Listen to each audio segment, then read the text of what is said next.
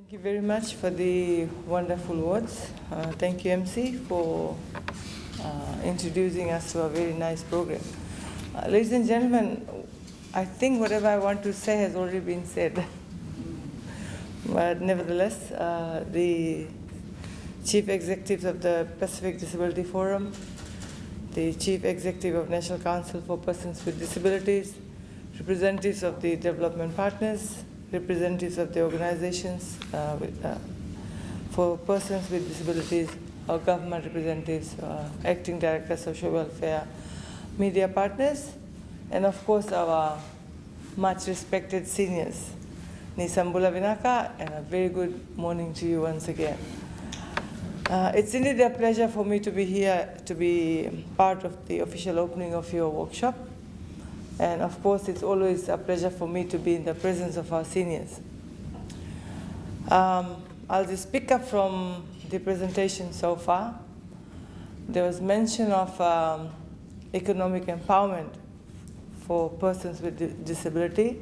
There was mention of aging with disability. Age also brings about a lot of disability.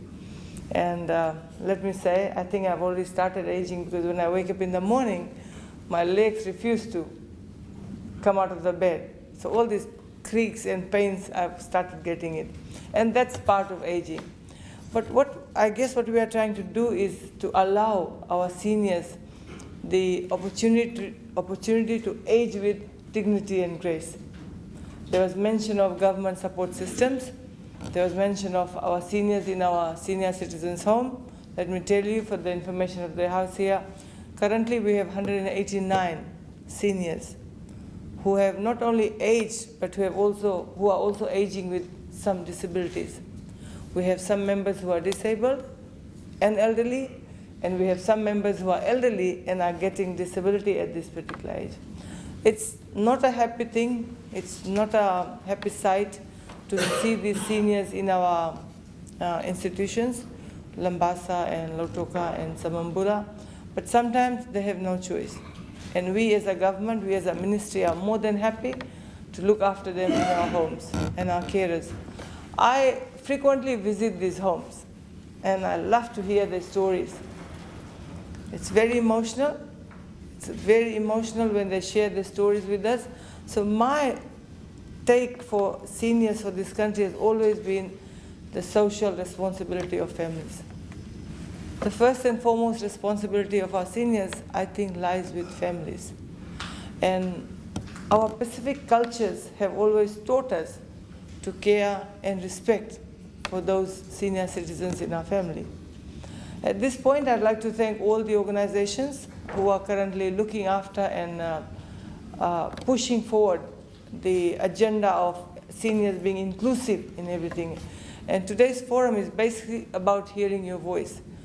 We can't look after you if we don't hear your voice. We can't make policies and laws and everything if we don't know what you want. And then comes the story of statistics. I would agree, we need to include those that are below 5.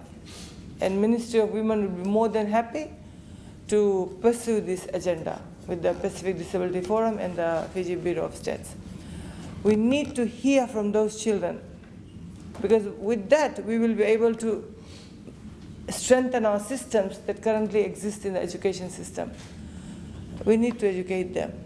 How can we educate them? How can we make policies if we don't know what their disabilities require us to do for them? The second thing I want to talk to you about is we at the ministry have an economic empowerment policy for our disabled people. When we had our budget discussions last week, when we're looking at the uptake of the budget, it's very slow. We do have some that we assist in enterprising. We go visit them, but we see that the uptake of the budget is not that much, maybe because there's no awareness, okay? We give out grants and trainings for those that can do some sort of business in their own homes.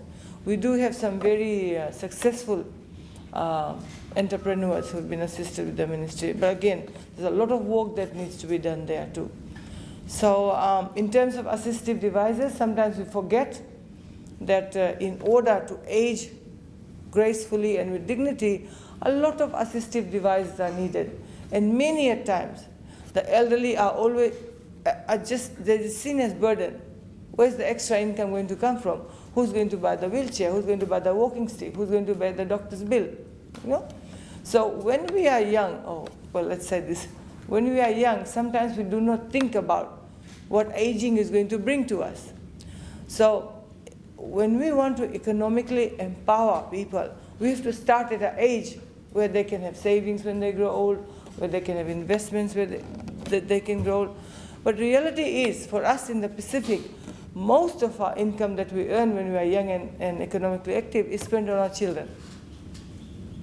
Parents spend bulk of the earning educating their children with the hope that these children will look after them when they are aging. But you know it's not true. When children grow up, they have their own expenses, their own families. I come across a lot of senior citizens who come to me for assistance, and I say, okay, do you have children? They say, yes, ma'am, we have 5 boys and 2 girls. My son has gone away. He has his own family to look after. So I think we need to, as stakeholders who care about how our population is going to age, we need to see how best we can communicate to our people this thing. Culturally, okay, we are fine. But now things are changing. Life expectancy is sort of, we live longer, right? We live longer. Bills keep coming. We stop earning, but the bills will keep coming. And if we expect our families to look after us, this is where it should start.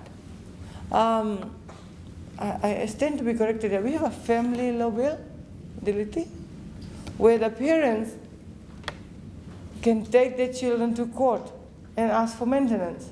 But nobody wants to do that. The love that we parents have for our children. Why?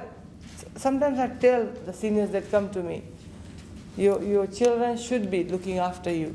They say, no, we can't take them to court. Oh, don't take them to court. But I'm just saying that we have laws and systems in place. So coming to today, I know we have representatives from all across Fiji, and this is all about you. It's because you represent the seniors in your areas. Senior citizens in Kandavu may have a different issue than somebody living in Suva. So please speak freely. This is your opportunity. The first of its kind workshop where we want to hear your voice so that whatever policies we make includes your voice. This is all about it, inclusivity.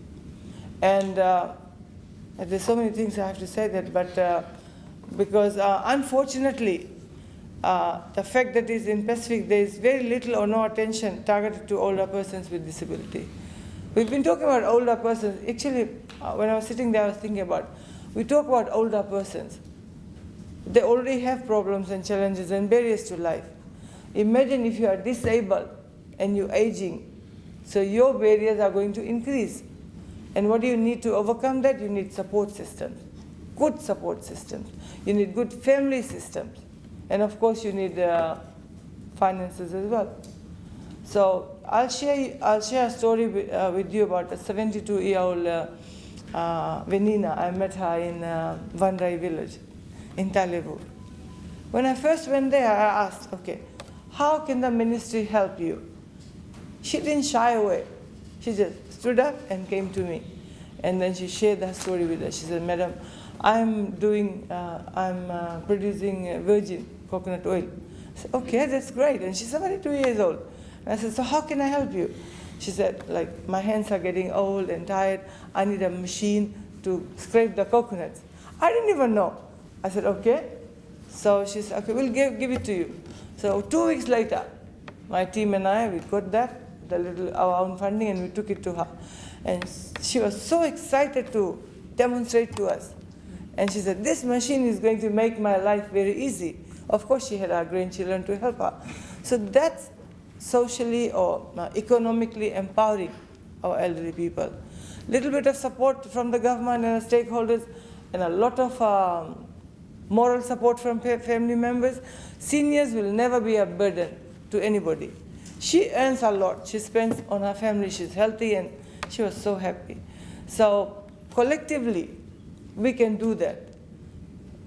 So sometimes people say, oh, the government is not doing enough.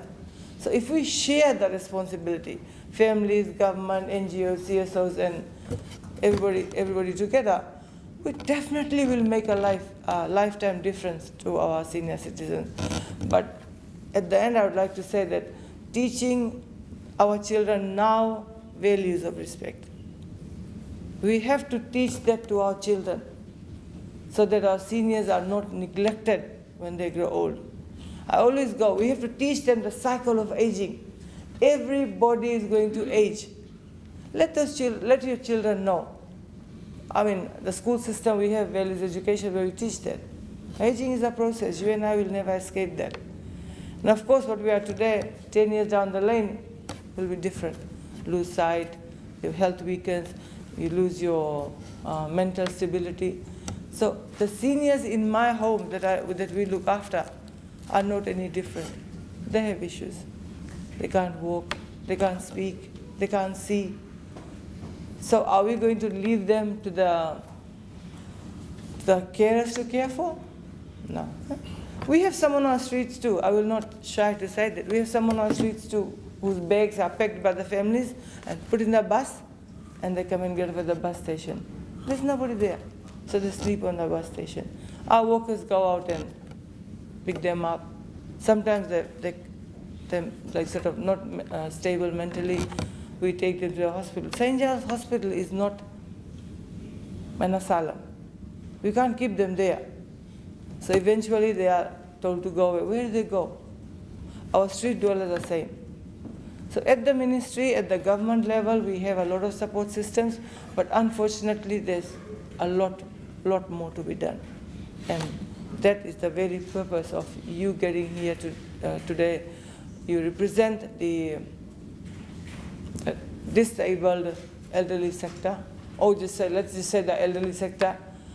Let's not marginalize them. Every elderly person has a disability. Okay? So from nutrition to mental stability to assistive devices to money and any other support system that we can give them, that's what they need. And I also mentioned about the fact that the statistics is underreported. Of course it's underreported when you don't include that 0 to 5. That's a very important point here. We have to look at that. Children, if you want early interventions for our children, we have to start early. We have to know what the issues are. Ministry and the government, we do support the Hilton Early Intervention School, but again, what about the children in other schools, the mainstream class schools? Sometimes parents are also not able to recognize what disability their children have. So if disability is detected at an early age, of course we can have useful interventions to ensure that we support the child. Okay? So I'll leave you with that. It's a very emotional topic. Okay? So, well, very emotional for me and my ministry. We'll continue to support you.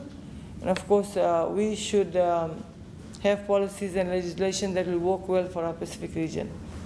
And we should lead in that as well. So, and for those of you in the room here, I know you've traveled for long. Take good rest. Enjoy Suva. Make good friends here. Okay?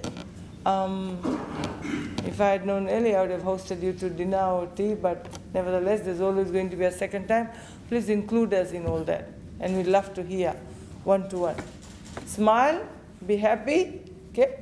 Sometimes your happiness doesn't depend on the others. You can be happy in your own self. And like I said, aging is a process. And I must thank the Disability Forum and all our stakeholders and partners for the work that you do. And the Ministry of Women and Children will always love to partner with you. We already are partner with you. Okay, so let us know how else we can be of assistance to you. Okay, to all the Fijians out there, all the children out there, please look after your parents. Look after them well, look after their health, look after their welfare. Because once they go, I know you will sit and cry for days, but they are gone. I'll share the story again. When somebody dies in our home, you know what the families do? They come and fight with us for us to release the body.